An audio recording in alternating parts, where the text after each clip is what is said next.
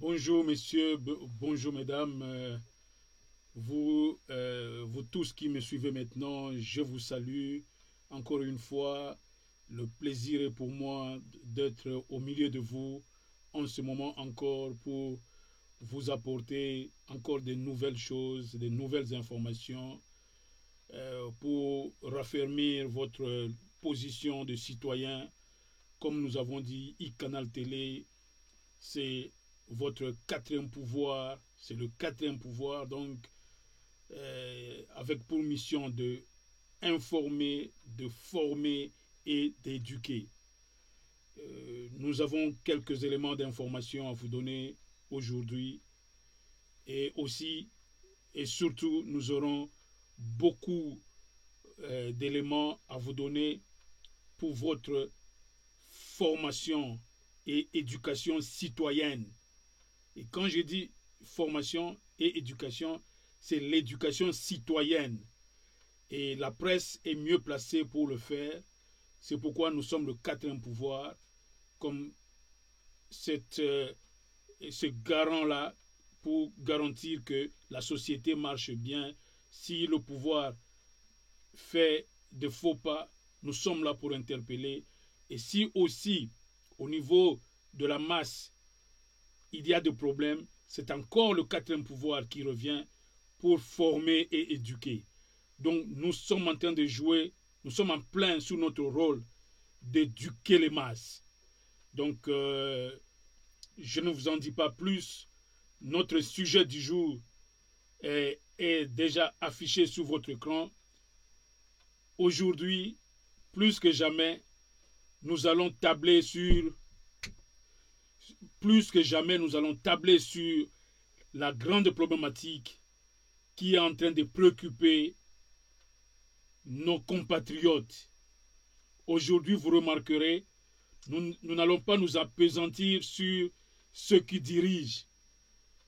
Ce qui va nous préoccuper maintenant, c'est vous les Congolais.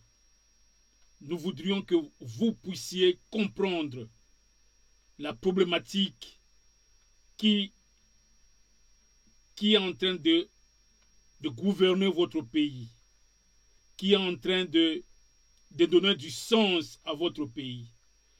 Parce que nous avons noté que la panique s'est généralisée dans ce pays. Le Congolais est devenu un homme paniqué. Je me demande si on n'a pas eu beaucoup de cas de heart attack, comme on dirait en anglais, les attaques cardiaques. Parce que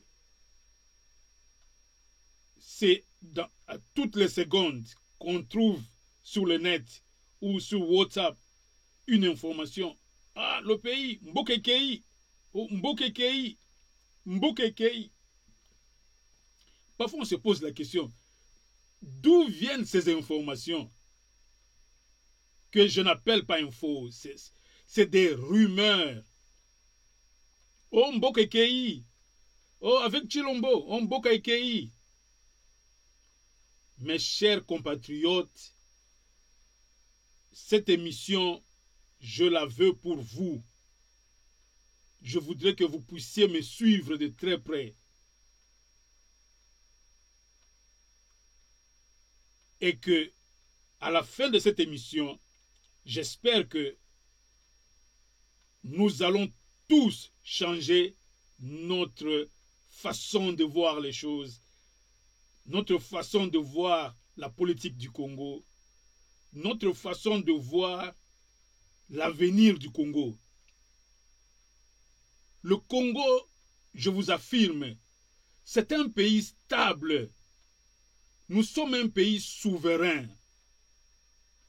Le Congo est un pays souverain. Je voudrais que tous les Congolais qui me suivent puissent comprendre cela. Le Congo n'est pas sous l'autorité de quelqu'un. Nous ne sommes pas une colonie d'un pays ou d'une puissance aujourd'hui. Nous sommes un État plutôt indépendant. Nous sommes membres effectifs des Nations Unies, de beaucoup d'institutions internationales. Nous sommes membres de ces institutions en tant qu'État. Ceux qui ont fait le Sciences Po connaissent la définition d'un État. Je ne vais pas entrer dans les considérations savantes. Et comme je dis des choses qui intéressent la masse des Congolais, permettez que je bascule en lingala. Parce que ces choses que je vais dire ici, peut-être que les intellectuels connaissent ça, mais ils font semblant de ne pas le connaître parce que peut-être ils veulent combattre un individu. Canal Télé, avant de commencer, ne rime pour aucun camp politique congolais. On se refuse sur Canal Télé de rouler pour un seul camp politique congolais. On n'est ni pro-Fachi, ni pro-Katumbi, ni pro-Kabila, ni pro-Fayulu, encore moins pour Bemba, ou même moins pour Dr Tchani. On les voit tous comme des Congolais. Des Congolais qui sont l'élite de notre pays et qui dirigent ce pays-là. C'est comme ça que nous, à Canal Télé, nous le voyons. Quand ils font mal, nous venons derrière eux pour leur faire voir que ici, ça ne marche pas. Mais quand ils font du bien, nous devons avoir le courage de dire que ici, ça va continuer sur cette lancée. C'est ça le rôle de la presse. La presse, par essence, n'est pas là, oh, nous sommes une presse de combat. On attend des confrères à Kin. Oh, nous, on est une presse de combat. Une presse de combat. Par essence, la presse doit être objective. La presse doit aborder l'information de façon froide. Vous, presse de combat, alors, ne vous affichez pas comme les médias classiques. Affichez-vous comme un instrument de propagande d'un parti. Si vous soutenez Katumbi, soyez une branche du parti de Katumbi. Et quand vous êtes une branche de propagande, tout le monde sait que vous faites de la propagande. Cette presse de combat, cette presse militante, des soi-disant journalistes, passe même à la télé, oh, nous sommes une presse militante. Oh, nous, on a milité. Le journaliste ne milite pas. Le journaliste fait seulement son travail. Et en faisant son travail, il critique ce qu'il doit critiquer. Il loue ce qu'il doit louer. Il donne les faits à ses téléspectateurs ou à ses lecteurs et autres. Ça vient faire quoi cette affaire de presse militante et on continue à dire que non, on fait des médias. Non, les médias c'est autre chose. C'est le milieu du village. C'est ce que nous, à Canal Télé, nous tentons de le faire. À vous de venir vers nous pour nous dire, bon, écoutez, vous croyez être au milieu du village, mais regardez, vous prenez le penchant par rapport à celui-ci, à celui-là. On ne prend pas un penchant. Dans notre dernière vidéo, nous avons évoqué la dernière session de Bruxelles.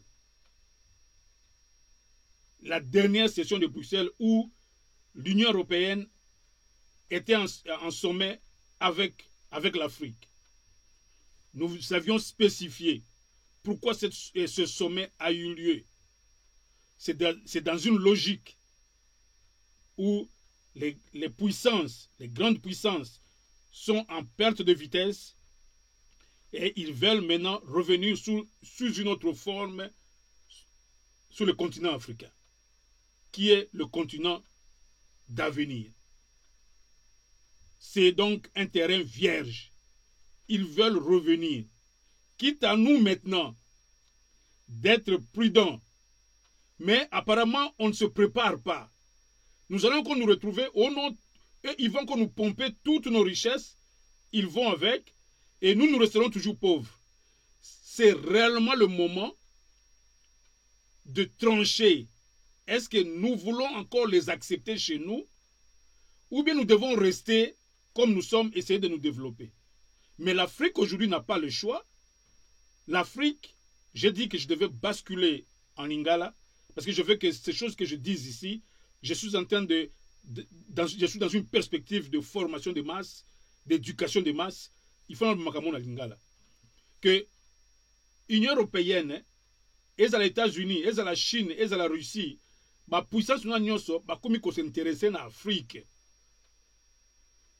Et ça l'Union européenne et ce qui l'Union européenne a ça qui sommet on a dit que a ça qui a ngoté parce que balingi ba balkaniser Congo. Vocabulaire on est mal placé dans le baki. Balkaniser le Congo. D'abord bateau ba utiliser le terme balkanisation. Est-ce que ba yebiti na yango? Et puis ebele bazali oyo balobaka makamba balkanisation ana ba mususu ba vivant na ba années 60. Bazali te basi ba botamaki. Ba yebati na ya moi balkanisation moi ba sécession. Est-ce que Congo lelo est une physionomie il y a 1960? Kalonji Ditunga a salaka sécession. Balulua na baluba bandai ko bunda na ko bomana. Chombe a salaki sécession na gouvernement central. Lumumba na niveau ya gouvernement central abandaki ko chasser ba séparatiste nyonso ko boma ko zongisa bango na nzela. Est-ce que nyonso wana Congo ya biso ya lelo o ya Félix Tshisekedi? Est-ce que tozali na position wana lelo? Congo izana kimia. Congo izana kimia. Tozozo makambo ya balkanisation wapi? Et comme il y a une idéologie, il y a un parti politique. N'est-ce que nous avons interpellé les gens à Pareko? Comment beaucoup de gens comme idéologie pendaboye, biso balkanisation à Congo, toko telemela yango, balkanisation à Congo, bomoni yango ezo e bandi wapi? Naïbisa ki bino que balkanisation tozana sujet biloko mi balé na ko évoquer le bino le loi. Titre déjà dans le lobby, la RDC ne perdra pas une seule portion de terre sous Fachi. Nazu courage à quoi affirmer le koana. Ngaza fasciste te. Ngaza mutoyi de peste. Ngaza quatrième pouvoir. I canal télé toza quatrième pouvoir. Biso toza kutoa pona ko checker Fachi. Ce qui a nyonso sala ka mabe to lobela ka ngwa pito betela ngo c'était. Biso toza tendre envers Fachi te. Au contraire. Au contraire. Tolobi que la RDC ne perdra pas une seule portion de terre sous Fachi.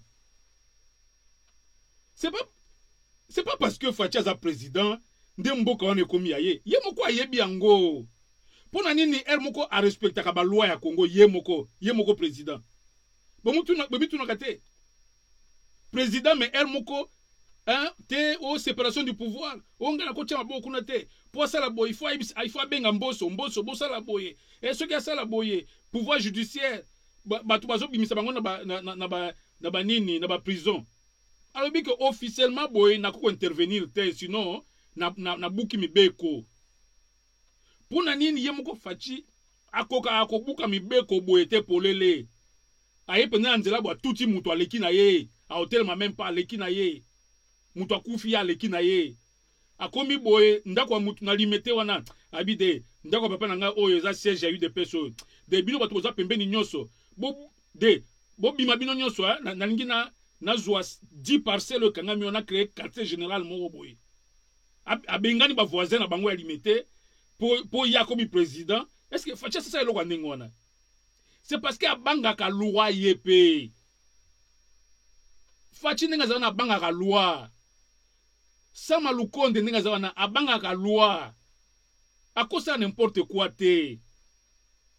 Bako kangaye nani oyo ba ancien premier ministre lelo ba komi lo nettement ba zoba bako benga bango na ba cour constitutionnel. Matata Ponyo. Omona kieti.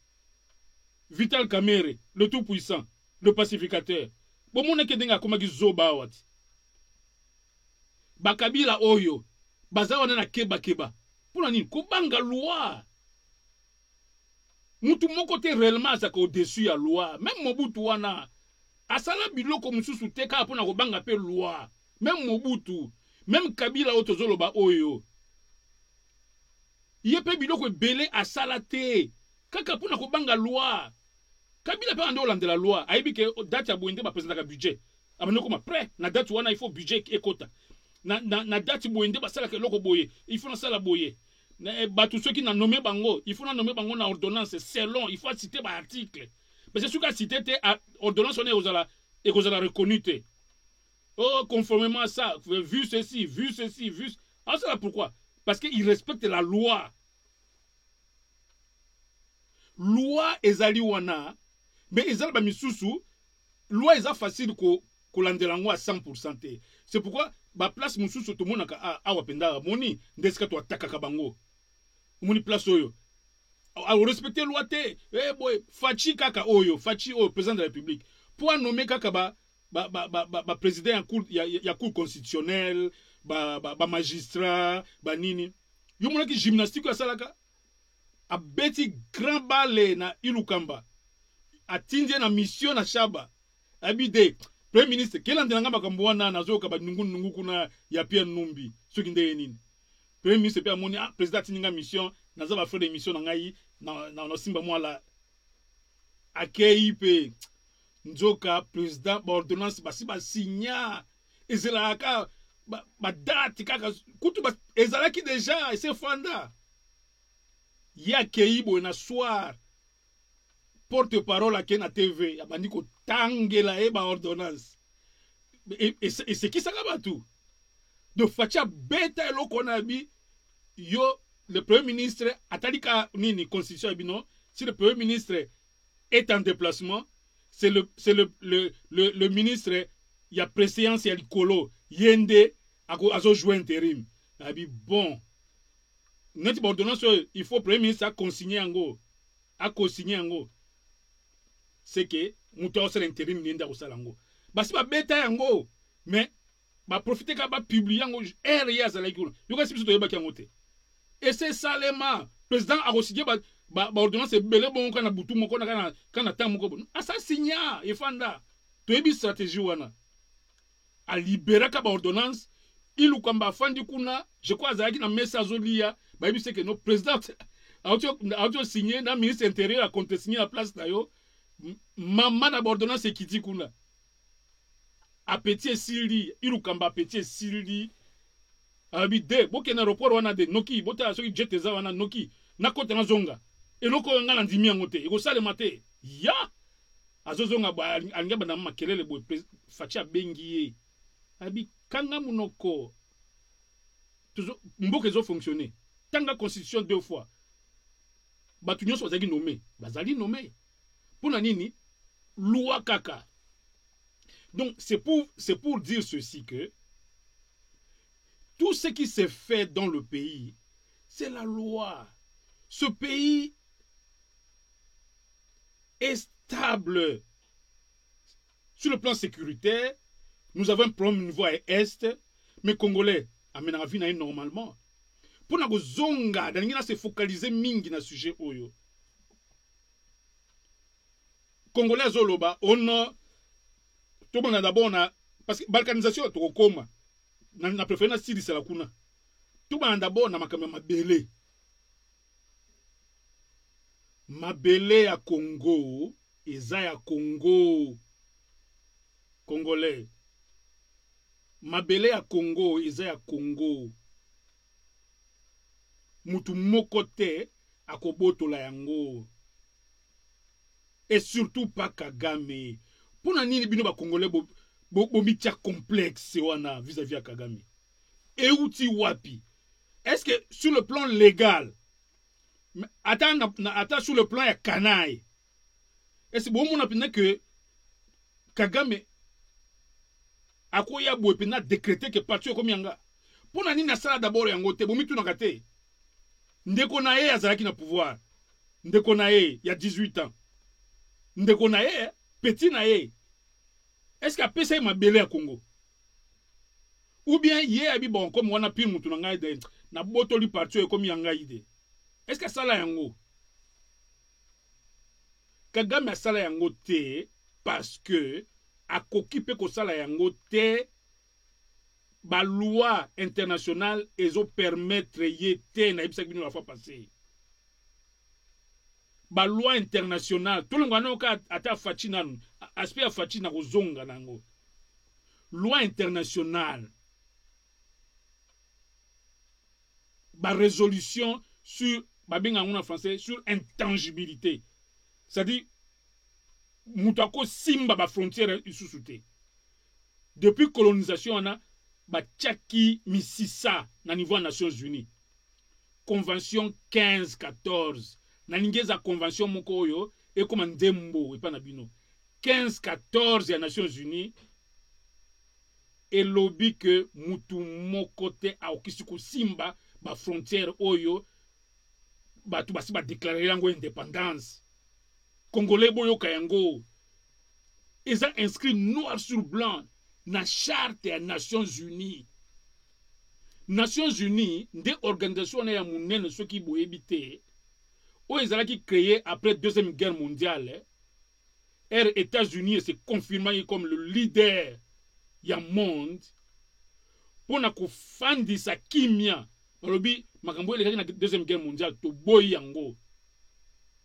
Il faut kimia ekotela mokili to créer ba institution neti ba ONU neti ba tribunal pénal international nous sommes ba institution ko ya ONU aspect ya justice aspect ya commerce moni ba institution ya ONU eza ba mo ba institution mike ya ONU oyoke biso Congo toza ba membre tribunal pénal international ceux qui bemba kotaka kuna c'est parce que toza membre Organisation internationale du commerce. Po biso autoproduisaka te, totekaka na libanda te. Nde organisation ezo profiter biso te. Surtout za pays moko producteur, totekaka libanda. Nde toza active na OMC, Organisation internationale du commerce.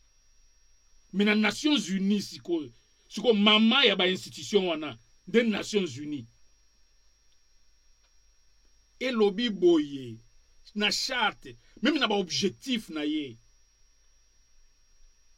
na tenga bino principe na latin uti possedetis iuris ce que vous posséderez qu'est-ce que je dis encore là vous posséderez ce que vous possédiez déjà uti possedetis iuris c'est un principe clé. Il y a intangibilité à bas territoire. Que frontière mon côté ba okiko simba yango congolais. Frontière mon côté. Ce qui résolution les alakate. Nde Kagame effectivement ça joui parti à Congo. Ce zaka biso na Kagame na liboma ya Kagame wana ninga sala makamuna ye. Nde asa joui parti à kutu parti à munene tanzune ba Goma et comme Rwanda. Ba Bukavu wana ekoma ba Burundi ba kote ya Ituri kona ekoma Uganda pona nini basalaka yango te mais bino ba Congolais bozo continuer ko nourrir ba nini ba panique bozo banga Congolais bo banga nini tolo banano bande ko ya pareko. Est-ce que autant rapidement ba charte des Nations Unies te na ebi que Nations Unies est réglé ka ba problème nyonso ya monde te mais en ba biloko opé Nations Unies et ça du succès ceux qui Nations Unies les alakate ndem mokilo ezana désordre moko ya kondima te ceux mokilo ezana mo kimia boy c'est parce que les États respectent les normes essayent de respecter les normes. Tel même Poutine a agressé Ukraine. Azo keba pourquoi? Parce que la loi internationale, lobby a aussi annexé 2 territoires ukrainiens. Mais aza wanaka na keba ayebi kinasa eloko faux. Et loko ni nazo yebisa na mutema kinasa eloko faux, c'est la loi internationale. La loi internationale existe. Et puis biso toza bato te na Nations Unies tokina kobondela. Congo est bondelaka te na Nations Unies. Congo eza membre, Nations Unies eza ya biso. Toza ba membre, eza loko na biso. C'est pourquoi bon mona que c'est pourquoi toza un ambassadeur mobimba ya Congo na Nations Unies. Na États-Unis na Washington te. Azali, oya biso ya États-Unis azali na Washington, mais ambassadeur mobimba ya Congo auprès des Nations Unies. C'est que yende a fandisa makambo ya Congo, ce qui le loyo gouvernement central et bengi abino keba to moni wa Kagame a occupé portion na biso moko ya terre boy. Ye séance tenante a comme la secrétaire général des Nations Unies alobi nazana motion nazana nini eloko moko urgente ya ko il faut nini assemblée nini générale ezala convoquer pour te parler situation zo comme pananga voisin nanga nini Rwanda auti ko zoma bele na biso ba preuve yango bako convoquer session wana immédiatement ezate ozela na noa mukoto ozo attend jamais c'est hink et nunc ici et maintenant parce que ambassadeur na biso Nations Unies a même dossier tout le monde en plusieurs fois. Tout le monde a un problème d'agression à Congo. Tout le monde a session aux Nations Unies. Les Nations Unies s'est réunies pour traiter le cas du Congo. Les Nations Unies, même pas Monique au Bayana Congo. C'est parce que la fin de la cas à Congo. Tout le monde a Monique, basé sur l'objectif PACC. Mundela Zaka Bongo. Mundela peut jouer avec intérêt na ye. Ya goya na Congo pour aider Kabino bino besoin paix. Y'a pas nassé on a vu moi coltan, moi cuivre, moi nini. Moi mututu, eza monde à mabanga. Tout vivre dans le monde à mabanga. C'est bon la vie congolais. Boye ba que na Nations Unies toza pe ba propriétaire ya institution wana. C'est pourquoi ba pays voisin na biso ba bangaka. Parce que soki moko meki loko wana ko buka mibeko ya Nations Unies. Surtout, il y a des frontières. Des frontières. Et l'équipe agression. Agression, nous avons justifié. Nous avons cours de relations internationales. Pour comprendre un peu. Entre l'agression et l'appropriation de territoire, il y a une nuance. Une agression, le pays qui agresseur, akoya muto pays azo agresser binone ti Rwanda aye penda boye minduki penda ba soda na ina kati ya nini ya Goma penda boye ba fandi pe ba batana di petongo et en tout cas no biso zaliawa réseau ba nego pese zali nini alors bi pona nini Congo RDC Abiyarimana kufaki génocide ya Congo génocide ya Rwanda et Salemi d'abord déjà na mort ya Abiyarimana ba soda ya Rwanda na mbongo ya banque centrale mobimba ya Rwanda na armema ya Rwanda bazwa yango ba mema yango epa na bino awa na Congo bakatisa nini frontière baya nango awa bino pe bondima yango omoni iska problème na biso euti ya ba agression ya Rwanda.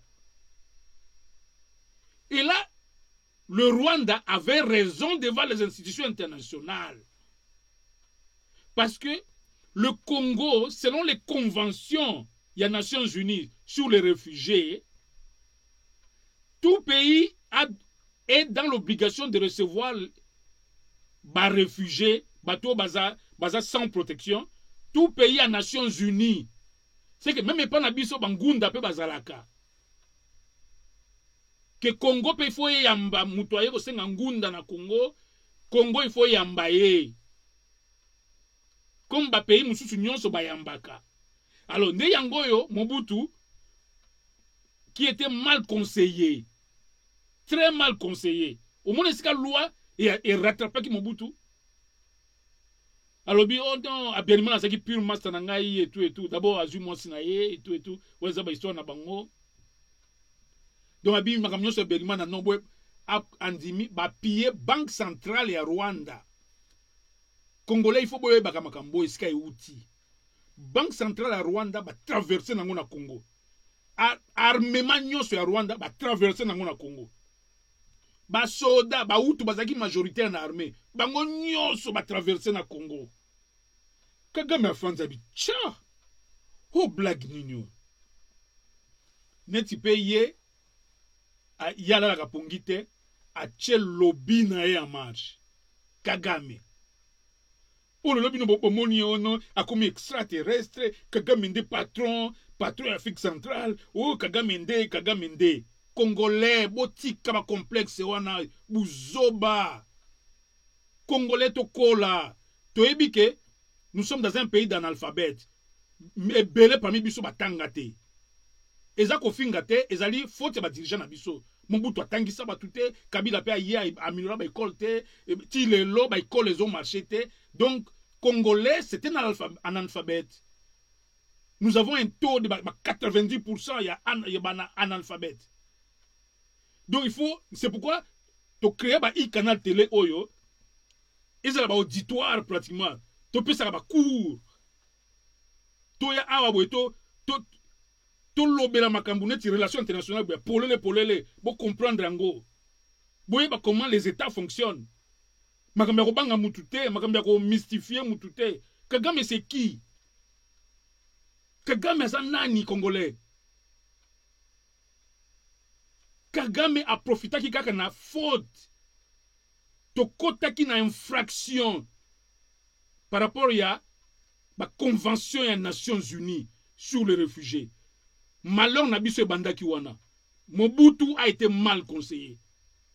Balobi que na convention na soko yambi ba réfugiés, ça là est fort que mutu moko te azala munduki, mutu moko te ya et d'abord era ye na mboka na yo, il faut avoir engagement que akobundisa esu mboka na ete. Aende ko bombama. Bobombi inde nzoto na ye. Aye ko bunda te. Mais biso zaki ba interamwe o ba kotaka ipa na biso. Ba yakande ko se préparer pour ba sa esu génocide mususu. Ba kine su na Rwanda.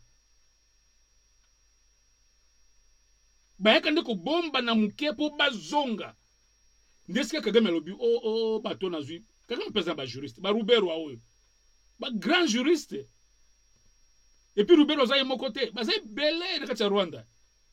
Afandisi bango ba bi non, tokozwa Congo awa. Tokozwa Congo awa et puis tokotia bango mal à l'aise. Au moins c'est comme ya Rwanda banda. Ba bi tokotia Congo mal à l'aise. Bango neti makambu na biso interne. Bango ba koti tokotia bango mal à l'aise pendant des années. Nde problème ya Kagame zela kiona. Elle a posé problème dans les Nations Unies. Au moni, pour être membre des Nations Unies. Ayaki mbala moko boite ote na koti pa na bino po ni bondimi ba soda na biso ba kote pa na bino. Non non non. Akeneng na Nations Unies. Nations Unies constaté le bi Congo Mobutu on a dit désordre de c'est que yondo zaki s'image même ya génocide ba tuti nenge ba bomi bango ba to mona nenge ba boma ba tuti na ba biboka bazo moi ça c'est na zimba bazo passer di bumu ba nini c'est qui ba cruauté quand même. Et puis c'est que yo Mobutu ndima eloko yo. Ne abi OK. Ndo moni sika communauté internationale sikoyo et comment et sympathiser na batuti. Et ko bana ko yokela bango mawa. Abi bakomi espèce en disparition. Neti rumba na biso ekomi. Moni pourquoi UNESCO andimeli biso rumba. Ba tiango na patrimoine de l'humanité. Pour ekomi espèce en disparition. Touti pe, peuple touti, a comme équipé espèce en disparition. Donc, a suscité mawa. Communauté internationale, nous savons qu'il y a mawa. Et puis, comment batu bakubo mabango boye? Mais pendant ce temps, ba militaire ya Biarimana, na Mindukyo, na Mbongo, nyonso, ba tondi na Congo. Ndesika, discours à Kagame le kaki bien la communauté internationale. Kagame c'était un homme simple, normal, mutumoko boye, soda moko boye. Oh, atanga les États-Unis, oh, azalaki Rangers. Yo monaka Kagame na ki Rangers. Yo monaka Kagame siya, yo so kutu ta forme ya Kagame wana yo moni Kagame akosala mo cascade boy na nzela mo ko Kagame azaka Rangers o atanga na États-Unis a na poto ba aventurier pe bazali ka rapport a chaki makoni États-Unis ba aventurier bazakuna Congolais ata so komo na poto te ko tia pe poto neti a to solo kana nzambe te to solo kana nzambe te na jour na te habino beaucoup ça habino simple ezaka mokili Congo nde batonga yango te mikili mo batonga bon mo calme ezali boni de Kagame peut-être à ça musala soda ezaka musala soda ou ezaka ranger ya bundé l'Amérique et puis qui vous dit que tous les rangers boye parce que za ranger nde ya ko beta mututu na mokili non tout ce monde peut ba soda pe boye na nzela pe mutu mo ka betie ezaka ilamba o balataka nde pesa bango pouvoir. Un militaire c'est l'habit, c'est l'uniforme qui lui donne l'autorité sur toi. Sinon tu es corps à corps, yona soda bobundi pe. Corps à corps bobundi. Donc ça c'est une parenthèse. Pour Congolais bolongo na mutu na oh Kagame azaki Rangers, oh asala ba école militaire aux États-Unis. Même ba Denis Kalou peut passer à l'école militaire aux États-Unis.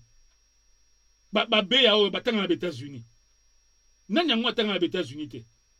Nani yango te. Ti lelo ba Congolais batanga na États-Unis. Siko ba de Kagame comme spécial. Bozo mona complexe ba Congolais. Mais Kagame azaki na raison. Ndesika na communauté internationale ba sopeli mbongo. Ba reconstruire mboka na yo. Ba sopa kipenda mbongo ya aide. Yebe bungabi a mbongo so binali ya kaka nala la pongi na kolamuka mukolo moko basi bakatinga mutu po basoda baza en face ça ba okatanga mutu bon tomi tchaka pe na place ya Kagame parce que nous sommes le quatrième pouvoir, nous on est rimi pour personne, on n'est même pas contre Kagame biso a on a ikana tele tout ça même pas contre Kagame mais tozo loba el Kagame asali bêtise to kolobango ce qui peut asali neti réaction vis-à-vis du Congo, c'était une réaction normale. Au moni état, afin de lobby débat, Joyo ngana la pongite, pongala la pongina la muka bien. Il faut ngai na kota na territoire ya Congo. Donc na pousse abatuana na périmètre moko boya musika na Rwanda.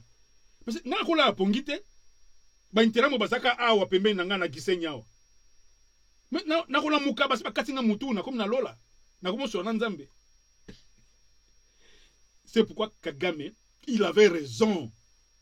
L'administration, c'est pourquoi toujours bas, ceux qui ont président, Mbokeza Yote, et puis ceux qui ont formé cabinet, qu'on formé un cabinet, na bande kona yote, zoa batu ya mayele, zoa bato bayebi tout ba domaine na bango, conseiller diplomatique, il faut avoir muto za costaud. Dans matière de relations internationales, conseiller financier, il faut avoir un costaud, ou à finance, conseiller économique, à costaud, kozwaka atende kondeko. Mobutu, Mobutu nde nationaliste. Mobutu peut nommer n'importe qui. N'importe qui, c'est vrai. Moi, Batomaye Bazalik, professeur, Banini, tel est le conseiller. Viens banda, Bazalaki wana. Toi, un babango de.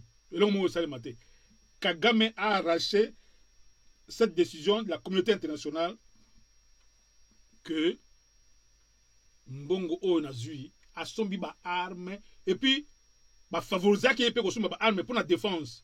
Entre temps ba tchebiso na embargo. Biso Congo to koti na embargo to kosomba minduki te. Ti lelo. Mais Rwanda a droit officiellement pour na marché minduki a sombaka officiellement. Parce qu'il y a un pays qui doit se protéger. Le Rwanda doit se protéger. Et effectivement, le Rwanda doit se protéger. C'est un petit pays, c'est un petit peuple, et puis un peuple à disparition. Le Rwanda doit se protéger. C'est ça que Icanal Télé dit. Le Rwanda doit se protéger. Et ce que le Rwanda a fait, la première étape, il y a Rwanda, il y a quoi attaquer Congo. C'était une attaque légitime. Ote, communauté internationale, condamné et tout et tout. Même la justice, Mouto Yassali a bomi même Moutou. Pour en dire que la justice, bakotala ba circonstances atténuantes bino kanisi oyo condamné à mort condamné ka 5 ans abimi bakoba non muto oyo kutu ye asalaki na eloko moko te muto oyo ye abomaki ye nde nga aboma ye sikoyo na erreur moko boye azwi mbeli atie ye bon juge akoloba bon quand même obomi mutu okobima libanda te salata mwa 5 ans oyo famille elobi oh non il fallait aza condamné à mort te ça 5 ans po oyo wana yakufi nde anga aboma ye oyo moins ka po aza mwa makasi abotolaki mbeli nde atie ye. C'est que la première attaque du Rwanda au Congo, c'était une attaque légitime d'un État souverain. Le Rwanda, en tant qu'État souverain, devait se défendre. Légitime défense. C'est parmi les principes des Nations Unies. Nako sala émission mobimba sur légitime défense. C'est parmi les principes des Nations Unies.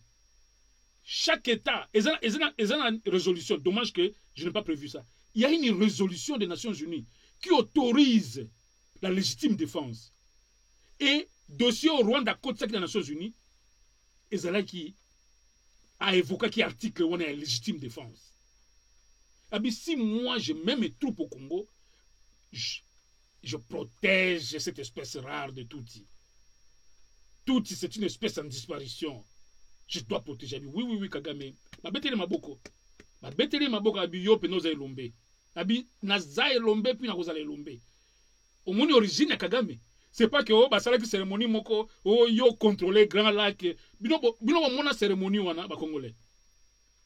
Est-ce que bon mona ba cérémonie est-ce que ba comme ça Kagame chef ya Grand Lac ya Afrique centrale Kagame nde yende penda roi ya Afrique centrale. Cérémonie Salemate, Kagame s'est imposé par la force des choses. Agokipe kokita, bisonde photomata, biso kongonde, c'est pourquoi mon azobanga. Surtout, pisto zomata, yazobanga. Kagame abanga kabiso. C'est pourquoi il a attaqué. Et quand il a attaqué, il avait acquis légitime défense. Il y a une résolution des Nations Unies qui dit en cas de boyer, mais il y a des conditions pour que légitime défense s'accomplit. N'a toute une émission. Il y a des conditions que il faut légitime défense na contexte des Nations Unies. Et ali au en dernier ressort. Et ça a été que au monika le gomo ba boule no ga yele ah John ko attaquer ngana attaquer déjà. Non. Il faut prouver que Moutona vraiment agaga cha yombeli ndeyo cheye. Ezate que mutumoko boya simi mbeli ne azana 100 mètres. Ote namona ke na mbeli na 100 mètres nga landie na sima na cheye. Eza légitime défense te. La légitime défense c'est eza dernier ressort. Au moni penda que non mbeli yango na misu na yo. Yo soko koki ko botola yango o che muninga wana ba condamner ote même na justice. Ba condamner ote. Là, tu as usé de la... Mais ce qu'on précipité avant habiter, tu avais tout le temps de fuir. Il fallait fuir. Alors, le Rwanda a justifié que je n'avais aucune autre solution. Bah, d'abord, les gens que le Congo a gardé chez eux, c'est des gens qui ont massacré les Tutsis. Regardez même les images. C'est pourquoi Rwanda Kanga, bah, image, bah, mitou, bah, ibokane, bah, tout, bah, bébé, bah, nin. Nan moi ko résister na ba image wana. Abi ba criminel oyo mboka nini ifale yamba bango. Ba criminel ba interamu comment to yambaka bango ba kongole bomitu no kate. C'est pourquoi la communauté internationale a été clémente. C'est pas un problème de Kagame. Beaucoup l'équipe bango mawa. Abi peuple oyo non ataba basala baninga mabebo été. Siko biso Congo, le fait que to kota ki na makambo etali biso te. Il fallait biso to boya. To lo ba itera mwe. Boza ba réfugié to ndimi no batu. Mais minduki nyonso tika na Rwanda, condition na biso za minduki nyonso tika la, et biloko nyonso tika la, ce qui posa soda, o sala ki soda na awate. Awa to jio comme réfugié, so ngo sala ki soda zonga na mboka na yo. Arme pe nini place ya ba entraînement militaire pe ezawate. Biso il faut tout ça clair. Et puis tout ça li pe bongo, o pe récalcitrant pe to bengani. hein? To déporter ye. Congo esala yango te. Congo esala Rwanda ko. To sala Rwanda ko moko impossible. Congolais il faut boyeba makambo yo. Bino il fallait bofanda bosa kande ba marche contre Mobutu. Naba Papa Ngbanda wana. Papa Ngbanda qui était au cœur. Il était au cœur. Il y a dispositif, il y a Mobutu. Au cœur. Mais le loyo, c'est paix à son âme. Chose à Bantou. Paix à son âme.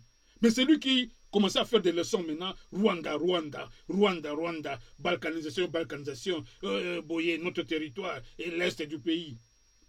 Papa Ngbanda était mal placé. Bato Bachabiso na Pasiwana, c'était Papa Ngbanda qui était dans centre et dispositif. Il y a pouvoir à Mobutu. C'était l'homme clé à dispositif, il y a pouvoir à Mobutu. Il pouvait dire à Mobutu, papa na bondelio, ba intérêt mo ba ya, mais ba to benga na ba armée. Mbongo na bango ya Rwanda ezonga parce qu'il faut créer biso un problème. Et ce quoi kini?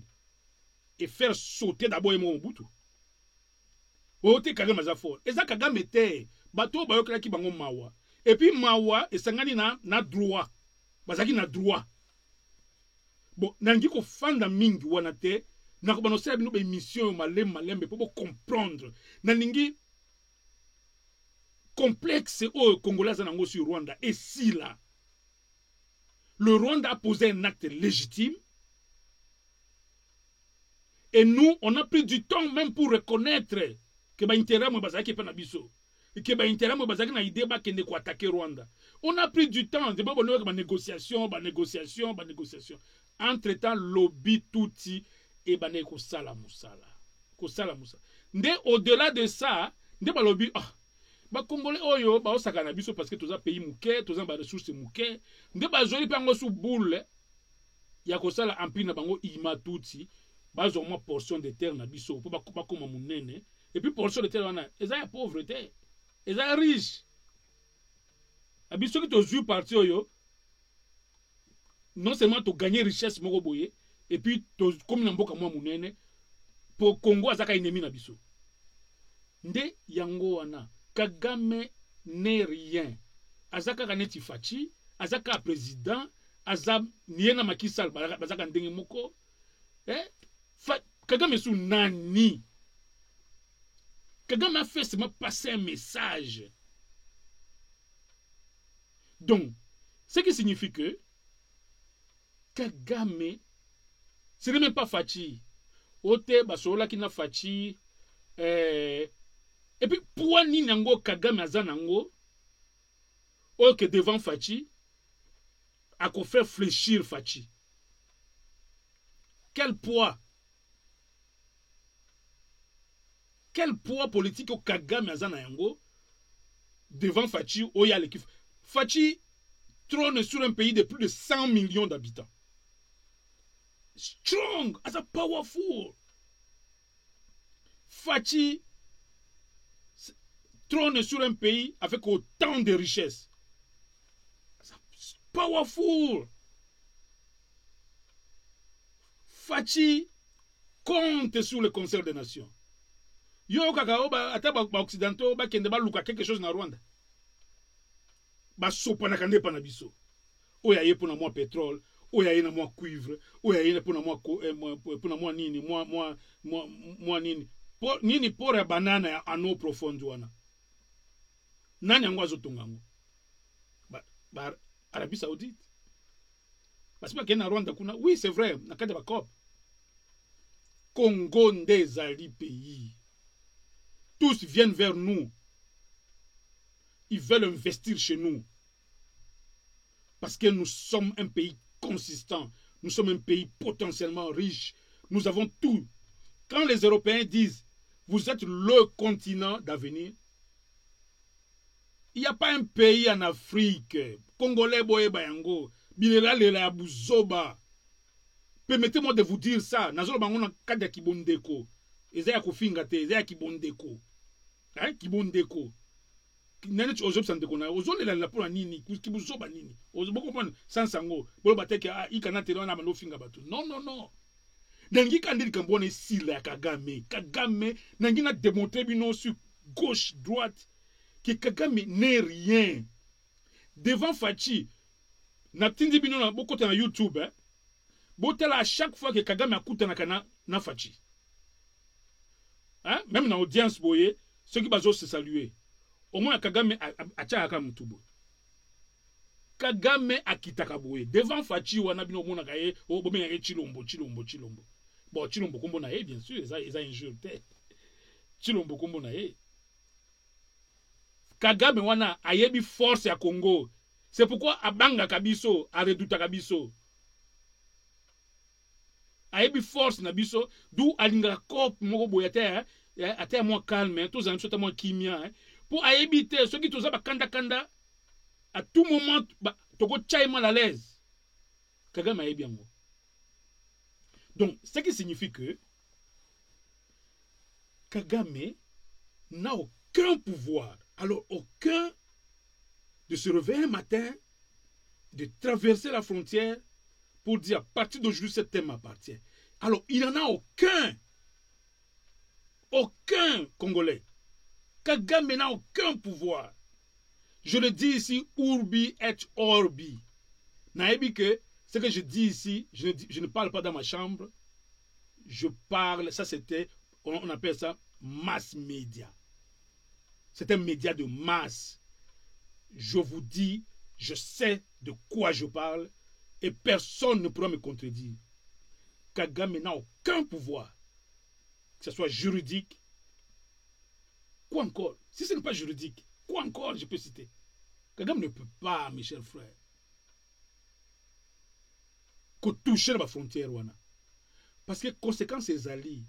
Ce qui, par exemple, l'une des conséquences au Kagame à cause, ce qui me fait l'aventure, attaque à Salaka, ou pour nani kasi, attaque à Abisso, mais Nations Unies, Salaka l'autre côté. C'est parce que raison est ali. Ce qui bah nini Rwanda attaque à Abisso militairement. Tous ça innocenté. Il y a une raison. Kagame présente ça comme la légitime défense. Légitime défense. Abi pongana za na kimia, il faut ngana pousse sabatouana kuna. Ya mona akaba interamwe. En fait, les Nations Unies elle a justifié. Ya le baraté que moi j'attaque les Congolais. Non. Lui il attaque les interamwe. Si mu ko biso to misaba interam, kuto asenga bango. So bolingi natika ba attaque na ngai, bobi misanga moko na tchabango na prison. Parce que ba boma ba tout. Omoni Kagame asenga kaba interamwe. Abi bobi misanga moko na tchabango na prison comme ça ngana bino pe sili. Na fandi pa nanga. Parce que na entre biso ba Congolais, to vivons en boule belé, to bomana te. Mais bino bondimi ba hutu ba ennemi na biso. Ba fanda kuna pa na bino pembeni kaka boye. Mais bangonde, c'est que bino bokombe ennemi na biso. C'est pourquoi biso to koma ennemi ya Rwanda. Pas parce que Rwanda elingi biso to za ennemi. Ezali parce que biso to yambi ba ennemi na ye. L'ami de ton ami est ton ami. L'ennemi de ton ennemi l'ami de ton ennemi est ton ennemi. Nous sommes devenus ennemis à Rwanda parce que Toyamba est ennemi na ye. Et discours on a il passe très bien aux Nations Unies. Il passe très bien à longa. C'est pourquoi à tout moment, Nations Unies ne sert rien.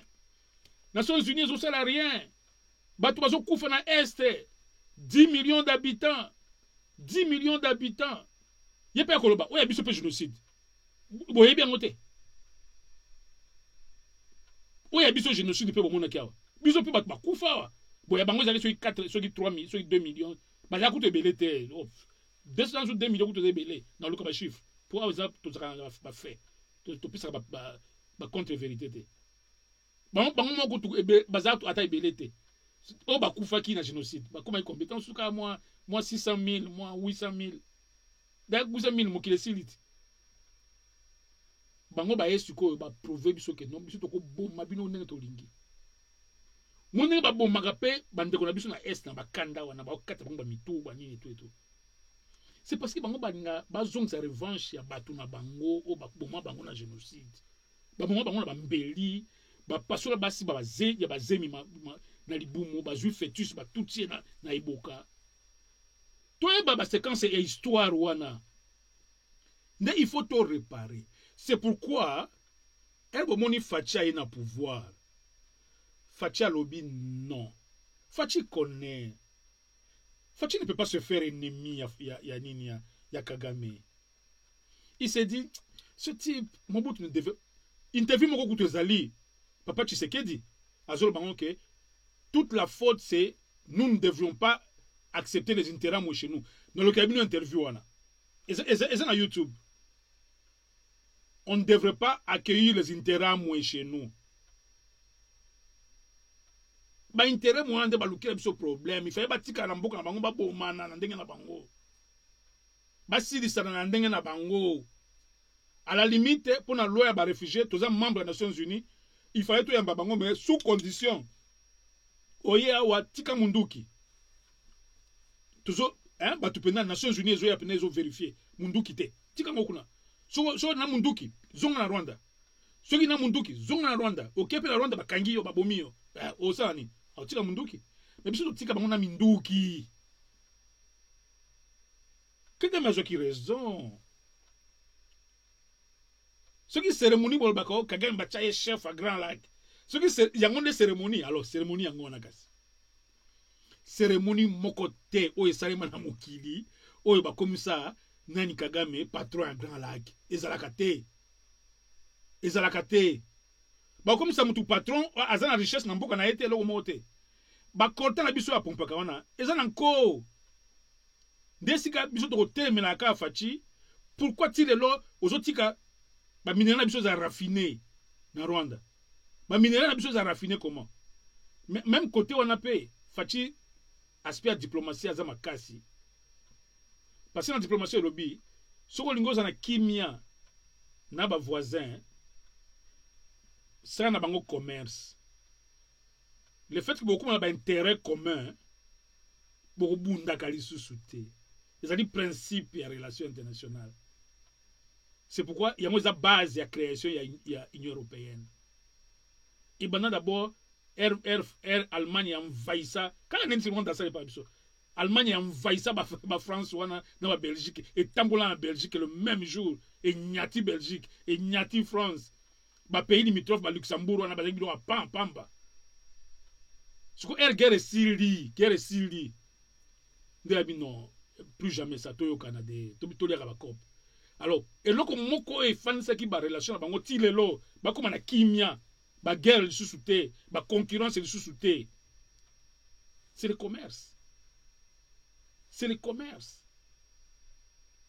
ba créer CEE babandi ba Benelux ba nini to ndolia ba cop comme ça ngana teke pa na yo po teke pa na ngai alors to bunda kam koloni nde idée wana nde Fachi azana ngo azoya o intégration africaine eza moi pressé côté on peut to betele moi mbela eza moi pressé Congo etonga mananu point de vue ya ikana telezali avant to fungola ba frontière na biso na Afrique Congo etonga mananu toza na ba loi te ba frontière na biso eza déjà eza poreuse frontière moko oyo o surveiller kate eza bien gardé te yo déjà na loi na yo o fungola yango na mututu mais o contrôler sur comment biso atoko na Congo toko sa Schengen te il faut to maîtriser ba frontière nde to fungola siko na ndenge ya propre parce que ba frontière na siko ba no côté sa biso mbongo mututu azo côté azo futa et puis tu peux ces papiers tu peux ce séjour à 10 jours après 10 jours il faut bima so bimite mbila na biso na kati ya okanga yo mwende ba pays étranger bazaka on a mikil kota no ndenge olingi ba ko enregistrer en entrée et puis so ba pesa que séjour limité ti okobima pour vivre te ba tia ba mécanisme pour vivre il faut pas foutre comme mbongo ba chômeur pour il faut maboyer tout et tout ozongela ka makambo na après pour te savoir comment un pays s'organise sur le plan de l'immigration il faut que tu aies muto étranger ou azana ndakute azana isikate azana ninite mais aya à côté pas na bino boti na situation moko boye ako vivre te na moment moko boye à côté mais ako ba niveau moko boye moyen te bloqué il faut abima akobima ye moko akobima donc c'est cela que nous disons que lelo oyo ezali première partie il y a émission il y a éducation auto sali na aborder ka aspect à frontière il faut na aborder pe aspect à balkanisation nazo aborder aspect à balkanisation le loté na aborder ka aspect à frontière que cette résolution 15-14 des Nations Unies fait que aucun pays ne peut toucher aux frontières. Et ça, principe, mon sacro-saint. Sacro-saint. Même Kagame ne trouvera aucun argument.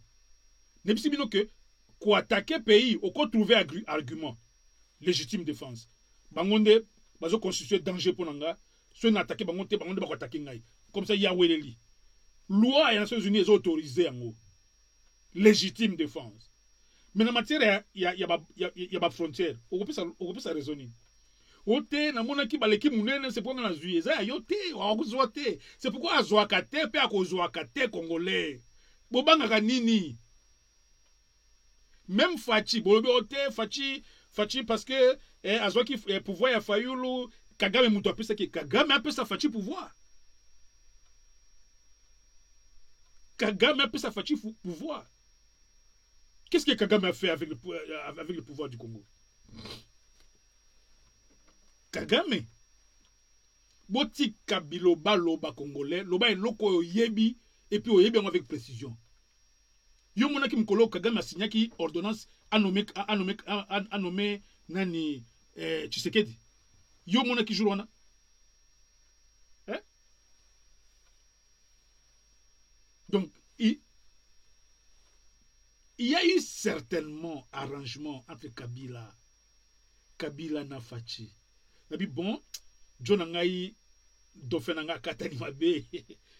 Dofenanga katani mabe na élection oyo. Bon, entre yo na Fayulu, ah bon. Parce que y en a maintenant gérer ni seni. On a cadre rapport tous à réaliste. Tout betango solo pena ya ba yanké, ya ba kinoa. Nabi moni John na Fayulu pena moyen te.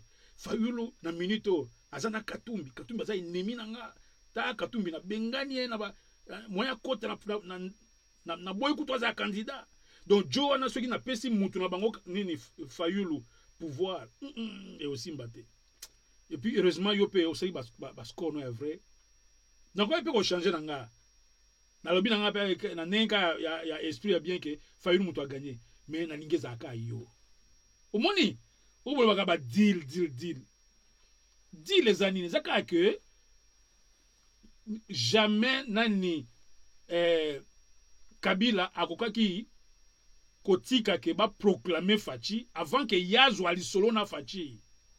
On comprend? Parce que y a mtu na pouvoir afin na quitte bon je suis prêt à céder ce fauteuil enfin. Pour que je quitte quand même, je voudrais pas que le lendemain parce que je ne suis plus président qu'on vienne m'arrêter à Kinagati. Hein? Total l'esprit bien. Ne ba dire yango wana. Ba dire yango wana, c'est la sécurité à Kabila. Et puis c'est normal. Nan yango nga ba bomaye. Et puis ban fortune au Kabila amassé oyo. Yena bande koné na famille na ye.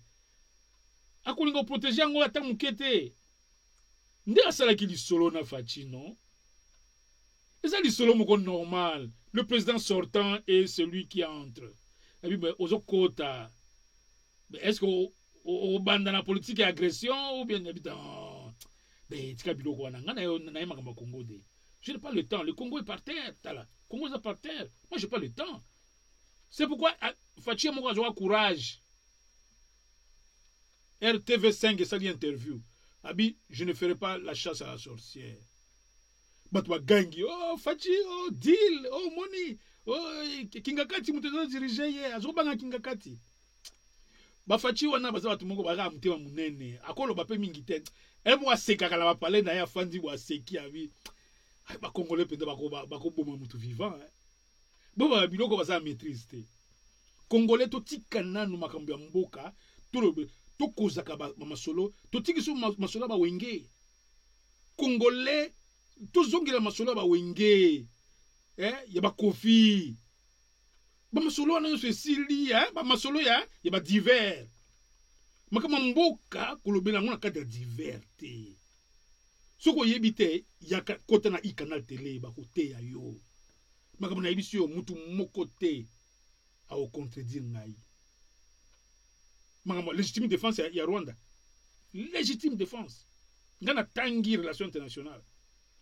Le Rwanda, le dossier na yezo qui force pour la légitime défense.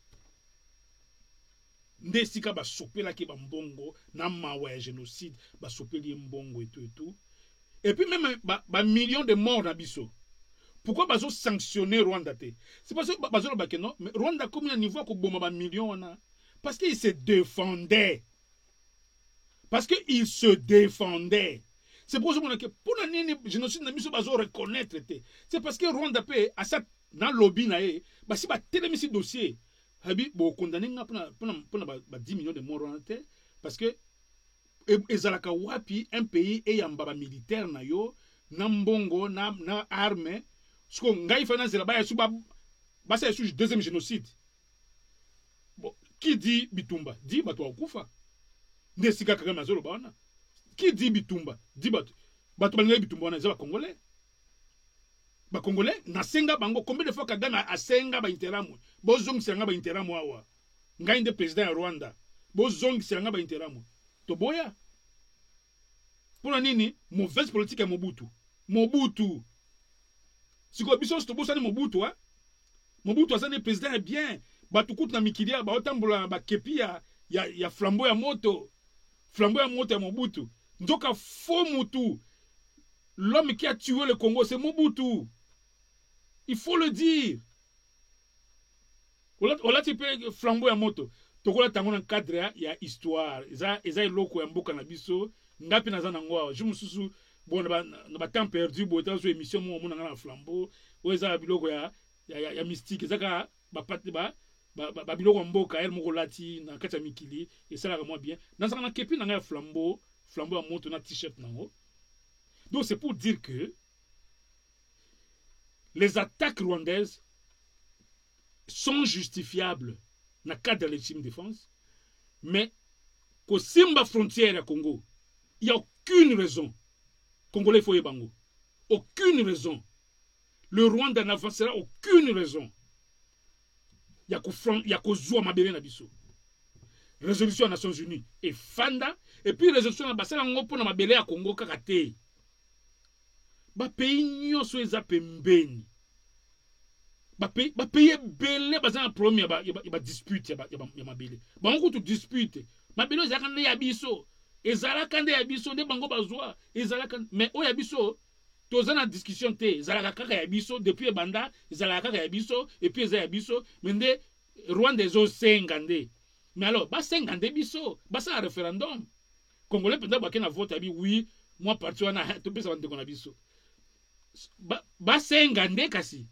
ils ne peuvent pas prendre ça par autorité congolais. Je veux que cette émission soit vraiment une émission qui vous aura enseigné. Ça ne passera pas.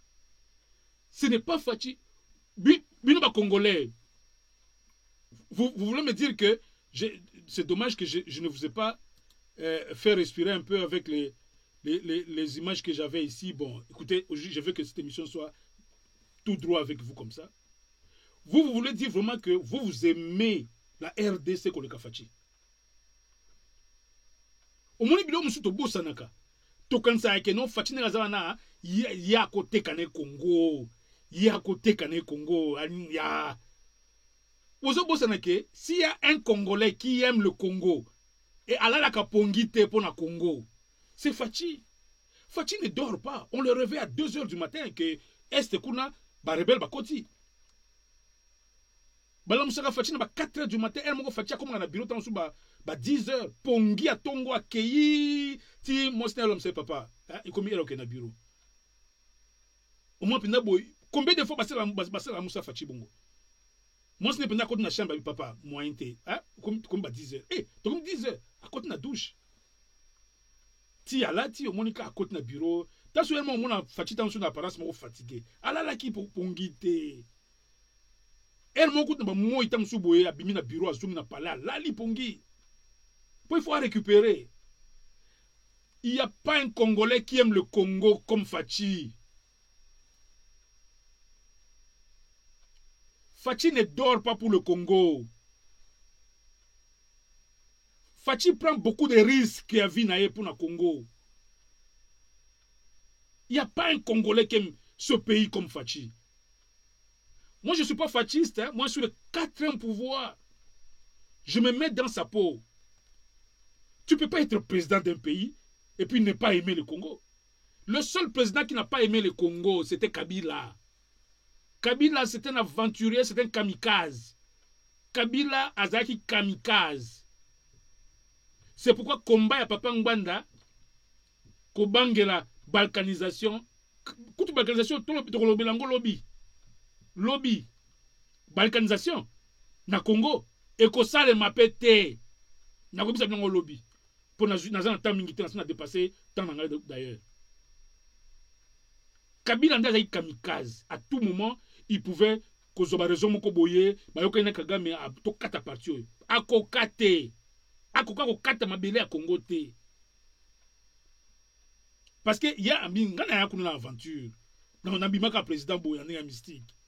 De to moto la bateau parti. Akokate. Fachi aza mwana ya Congo. Bino boka sayeti bino boza ba Congolais ko ka Fachi. Congolais za muluba na centre ya Congo. S'il y a des Congolais qui ne sont pas douteux, ce sont les Baluba, les Kassaïens. Et ils sont au centre du Congo. Les Kassaïens sont au centre. Maman est muluba. Maman est angolaise. Bon, toti kabilo ko wana. Fachi, papa na ye. Yo ba relega yo na papa no na mama na yo ba relega bino na ni na village. Ba Fachi ya ba petit ba kati bango classe. Ba tin bango na village kuna pe era Mobutu. Résidence surveillée. Yo baka era Mobutu. Mobutu siko azo yina papa na bino. Bo banga kitaso na butu ba otinda ba soda ba bumba bino.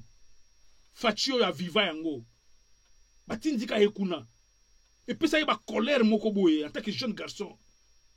Bi mboko yo mkoto zo pouvoir. Ba biloko yo za souté. Tinde ba no beta ba papa na ye wana papa ne ba tu ba sécurité ba beta ba fimbu ba beta ba mutu na ba mur. Tu sais que Dieu le père. Et puis tala ko Kabila asala nini tu sais que papa tu sais que da kufa ki na vida Bruxelles. Bo bin ko yo Kabila asala nini corps ya papa wana. Afin ça soki 6 mois, soki 8 mois. Corps fanda bo bakunda la corps mutute. Yobi bana biso mona kanti kwa Congolais nanu. Zwa siko bana na ye. Zwa mwasi na ye papa Tshisekedi wana. Zwa bana na ye. Fachi ende atika kineti mwa héritier famille. Era banda ko ya osaba démarche na Bruxelles tout ça bo misa kora papa na ngai. Papa o ya boti ye.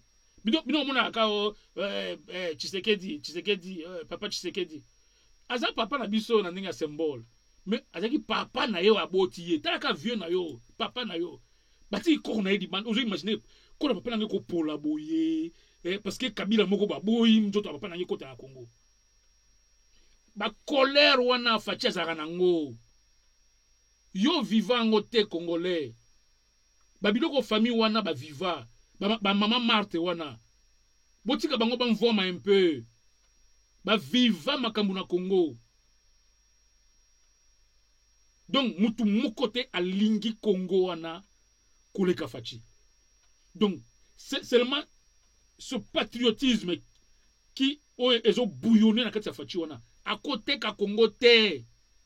Bon puis c'est un bénéfice à doute. Bénéfice à doute. Et puis à côté ka Congo pour nini? Azad déjà président. Pour pas pesa qui présidence. Azad déjà président. Ote na ba deal ezalaki to commission président, biso ba tout to commission président, mais yo Kabila mutuku to ba Kabila ba signer ça papier. Laurent Désiré Kabila. A Kabila bango territoire wana. Yo que ça pété. Parce que même ceux qui Fachi a décidé qui a signé une ordonnance boy. Fachi bako bengan, Congolais ko bengane na pouvoir. Congolais ko bengana Fachi. Fachi aïe bien go. Ça va créer une révolution, une rébellion. Personne ne va accepter ça. J'insiste na makamboyo pour totika yango. Totika yango. Totika Fachi toujours distraire pays. Azal makambo bele Congo za mboko moko munene. Totika pe à se concentrer na musala na ye. Totika ye. Bifinga fingeleki azam kondia mboka, c'est le symbole de la nation. On n'injurie pas le chef de l'État, mais on peut le critiquer. On peut le critiquer, mais on ne l'injurie pas. C'est le symbole de la nation. Surtout quand il vient à l'extérieur. Il faut le sacco. C'est lui le symbole de la nation. Il ne peut pas trahir la nation. D'ailleurs, cette ordonnance sera en contradiction avec son serment. Bonjour, mon Congolais. Bonjour, mon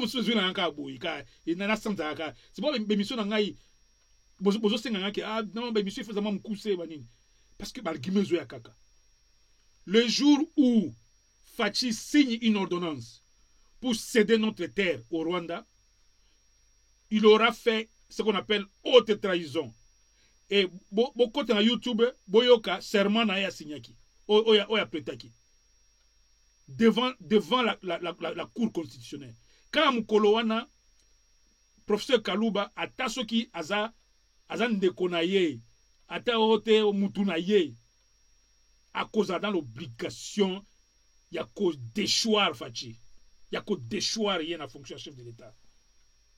Parce que comme une haute trahison, ma belé à Congo, il y a présidente, ma belé à prison, il y a plutôt il y a Congo, il y a plus de 100 millions d'habitants.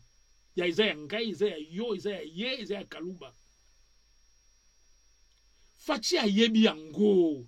Ba loi kutu mike boye ao ko isangote pour nommer ka ba magistrat banini a beti bala likolo pour atinda nani premier ministre na shaba.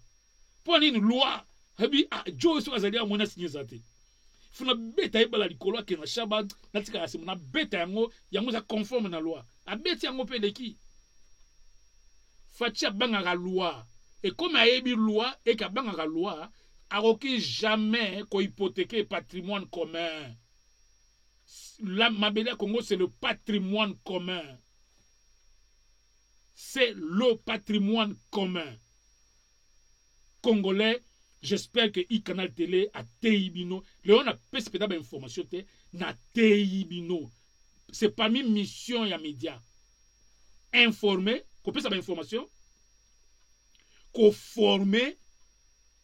Mutu ya tangite ka kolanda media oko yekola eza sonité kotaka na e-canal télé oko yekola parce que biloko to loba ezap na biloko to tanga ba université toujours rendre ngwe pa na bino oko yekola ko ya kolanda ka e-canal télé et puis toujours éduquer beaucoup na comportement ba patriote mutu ya nyimboka na ye akumisa comme chef d'état étranger té Kagame de chef na ye, Kagame de chef na ye, Kagame de chef na ye, yo mona esika ba introniser Kagame di kolo ya mutu ya Fachi.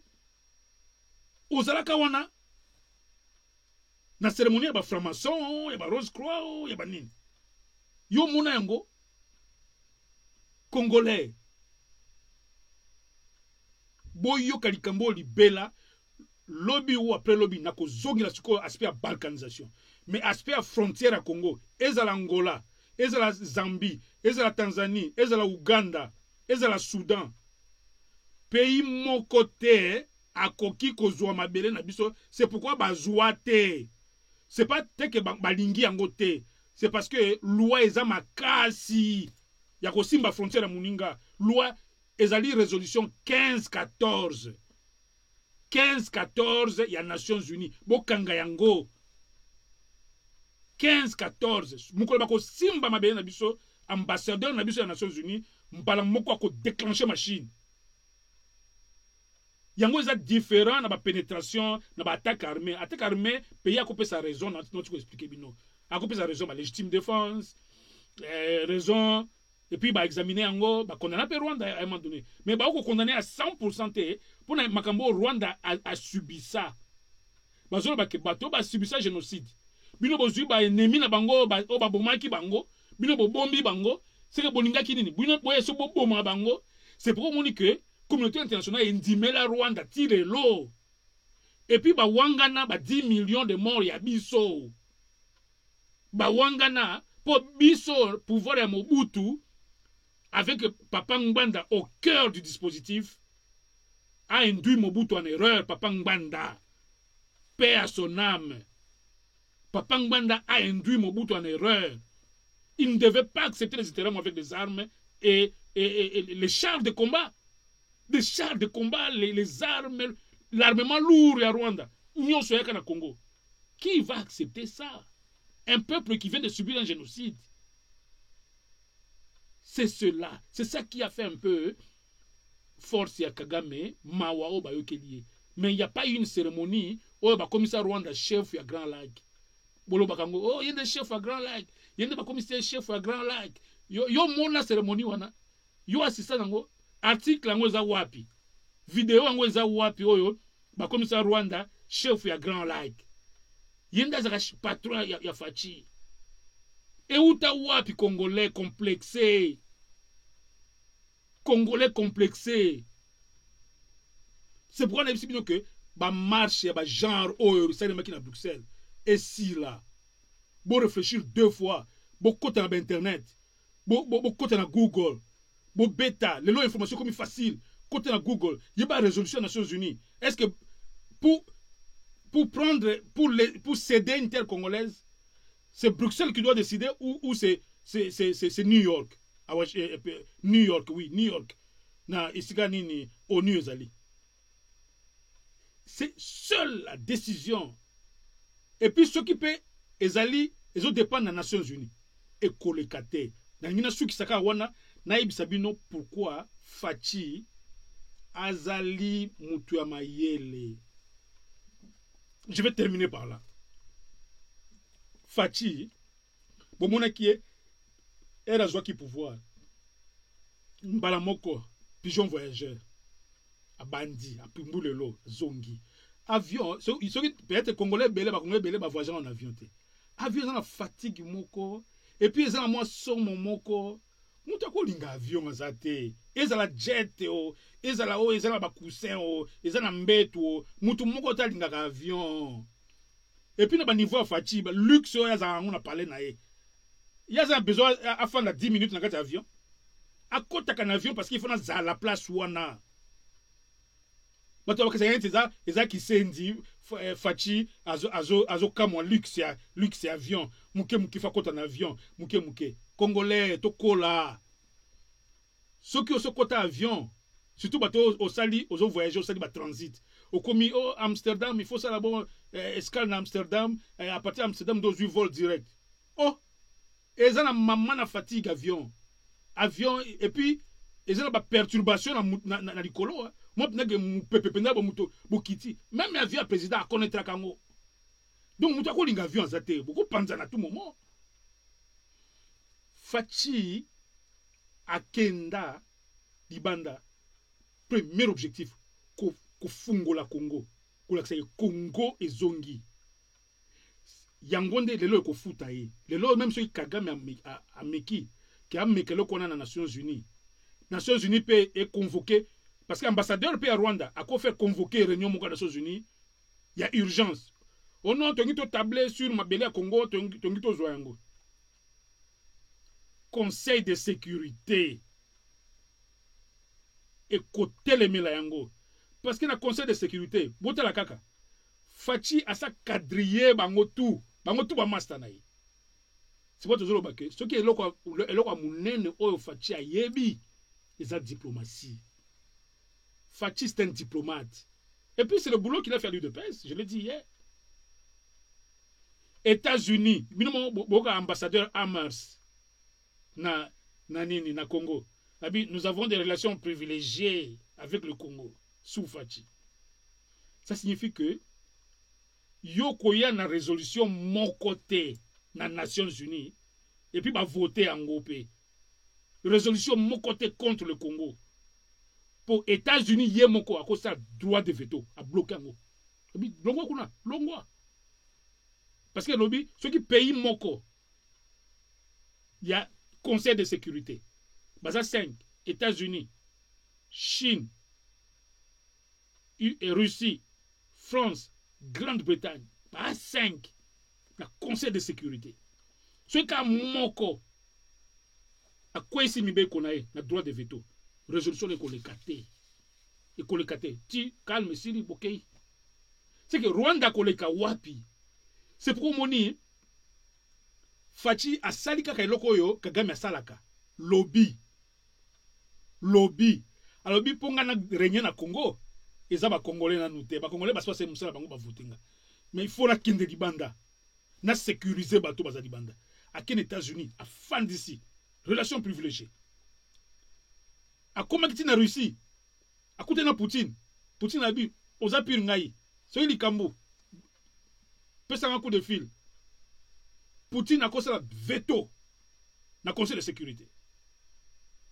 Macron a une position dans les Français un peu mystique, la colonisation en Afrique, la France-Afrique. Mais à voter même pas, dans la relation avec la Fachi, non, je m'abstiens. Et ceux qui passent à s'abstenir, ils vont les capter. Donc, sur le plan du fonctionnement des Nations Unies et la diplomatie de Fachi, la diplomatie de Fachi est manière abstrait.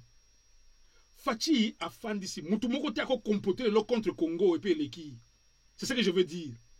Les États-Unis déjà, avec la relation, Moukoka Boyoka qui est comme une relation privilégiée avec les États-Unis. Il fallait que ça a fait, tu vas congolais. Ça signifie qu'aucun complot ne passera au Conseil de sécurité contre le Congo dès lors que les Américains sont là. Ils vont imposer le droit de veto en faveur du Congo. La Chine azolinga pe azo espace na Congo. Chine pe eko voter te akobata na s'abstenir ngaza ba intérêt be na Congo nga voter biloko. Chine a kemi kotsa na conflit na Congo pour na Rwanda. Poutine a mi kotsa en conflit na Congo pour na Rwanda. Rwanda zana nini opesa bango. Bozo na Congolais, buzoba facha sali mama na musala. Congo et comme fort na Conseil de sécurité, mutu moko ta ko ya likopa moko contre Congo na Conseil de sécurité des Nations Unies à cause du travail à Fachi. Ba intérêt ba pays on a tout ba comme ba intérêt na Congo. Fachi a sololi. C'est ça le travail d'un diplomate. Ça c'est notre diplomate en chef. Fachi o ba binga kaye ceux qui ya kitombolo ceux qui ni oh na ibeta kombo ngote. Il y a ceux qui y a que tombolo non, j'aime bien ce terme là. Respectons un peu cet homme. Et puis même si on l'aime pas, on a droit aussi, nous sommes en démocratie. Démocratie, tout le monde ne peut pas aimer Fachi. Mais il ne peut pas vendre le Congo. C'est le message que je vais faire passer. Fachi ne vendra pas le Congo. Il ne le vendra pas. Même s'il le veut. Même si Fachi alingi akokokate akoleka wapi. Akoleka wapi. Net kana loba ke alors to tchana ngo pe en valeur mabele yango. Balinga ba otala ngo abibe na ozongela ngo te. Ça c'était qu'une première étape. Je crois que j'ai vidé la question ya la frontière. Boso mona frontière na biso nini ngo étranger moko azwa pays moko. Soudan azwa frontière na biso, azwa pays mabele na biso. Ba agressa kande. Ba agressa. Na biso que non agression, ezala elle moko na ba justification. Mais kozwa mabele résolution 15-14 et fanda eza mukuwa mutu moko te okola moko tongo ozwi frontière okoti na frontière moninga ozwi yango okokota na ndenge ya guerre mais okozwa yango te koma yayo esalema te barwanda bakota na Congo no mais bazonga te pa na bango no mabele na biso tikala ka ya biso no po ni batikala te ke oyo koma ya biso parce que to koma déjà bakota plusieurs fois mais bazonga ka po na nini congolais. J'espère que Ikana Télé a fungoli likamboyo et zami balé. Révision des frontières, ça ne se fera pas, en tout cas pas sous Fachi. Ça ne se fera pas. Pourquoi Erosel ma sous Fachi à cause de la force de la diplomatie naïe. Afandisi qui amitié dans ma grande puissance. il y a Conseil de sécurité. A ciblé Bango. États-Unis, relations privilégiées. Chine paix, bah intérêt à ma casse. Aux yeux France, bah intérêt à lui. Aux yeux Russie, bah intérêt à lui. Moutakole kawapi. C'est pourquoi Fachi atala kabino boye. Ngai malanga zoba. Ngai malanga zoba. Aza zoba te papa wana. Aza zoba te. Non. Sur le plan diplomatique, il a touché au cœur de la chose. C'est pour Kagame pe ayebi yango abi cho amakasi. Kagame sa meki ye na ba conseil de sécurité kunati. Na ba conseil des nations un peu ba grand. Abi non. Parle de tout sauf de Tshisekedi. L'Obama kambuno yeli mais kolobe ya Tshisekedi te. Kagame sa meki ya jo azamu kuwa. Azamu kuwa. Siko bino ba kongole bo mona yo te azazoba. J'ai dit Fachi n'est pas Zoba et Fachi a fait du grand boulot sur le plan diplomatique. Il a sécurisé nos frontières. Nos frontières sont sécurisées, je vous le répète. Aucun iota des terres congolaises seront prises par un quidam. Aucun iota. Et surtout pas sous Fachi. Ça ne se fera pas. Je l'affirme. Urbi et orbi. Ok, c'est en ces termes que je tiens à mettre fin à cette émission. Et je ne peux pas finir cette émission sans revenir à ce grand rendez-vous de Newcastle. Vous vous en doutez bien, Newcastle sera l'épicentre du monde congolais. Tous les Congolais vont concentrer leurs efforts sur Newcastle. Les Congolais Newcastle le 5 mars. Sokoza Yomoko 20 pounds. Sokoza couple 35. Sokoza VIP 70 pounds. Adresse Kamoko à Newcastle. Na Church Walk. Le 5 samedi. De 17h, imaginez-vous, à minuit. Et vous allez non-stop. Donc, Yomo Obika monde à Congolais. Congolais, bako beta voix tout moko. Bilo wana lobe nanute. Donc, on met pas décoration déjà au maman Esther à Osala. Non ba na Micho. Ah. Non ba na Micho. Ma décoration à salle déjà. Puis Congolais à liboso à côté la salle. Botala yene à Osala. Congolais tout à côté les manaba dimension moko comprendre. Ba mère na biso, ba jeune fille, o ba koya. Na invité sur ba jeune fille bon. Ba single ozala. Ezaka ba marié te o ba couple te. Ba fungoli yango penza. Ozano single, ozano yo moko yaka. Mais et ozala mystique. Et ozala mystique. Ndenge nazo ka ndenge Micho na mon cinéma master. Ndenge bazo préparer venons na botonda. Ba 20 pounds na bino, ba 35 na bino ya couple. Boya. Et kozala kitoko Congolais kolata on est a fierté la biso congolais bi kolata déjà yemo ko décorer salle botala ka dimension na Congolais yemo ko décorer salle